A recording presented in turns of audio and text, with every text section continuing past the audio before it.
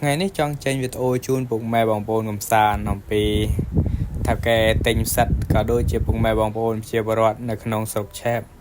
ខេត្តព្រះវិហារយើងគាត់ទៅប្រមូលផលផ្សិតផកចំពោះផ្សិតផកកាលពីដើមដៃតម្លៃថ្លៃពុកម៉ែបងប្អូន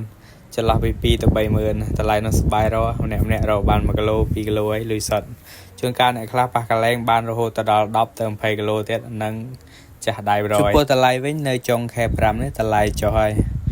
ដោយសារតែផ្សិតរៀងសម្បូរហើយខាងថៃហ្នឹងគេសម្បូរផ្សិតរបស់គេដែរអញ្ចឹងតម្លៃនៅសល់ចន្លោះពី5000ទៅ10000រៀលប៉ុណ្ណឹងពីព្រោះតម្លៃហ្នឹងគឺអត់ធ្វើយើងចំណេញមួយថ្ងៃរកបាន1គីឡូ2គីឡូអញ្ចឹងបានតែ10000អញ្ចឹងលែងសូវមានអ្នកទៅរកហើយឥឡូវមកកាលពីដើមដៃអូពេញមួយព្រៃមនុស្សពេញមួយភូមិទៅរកសបាយ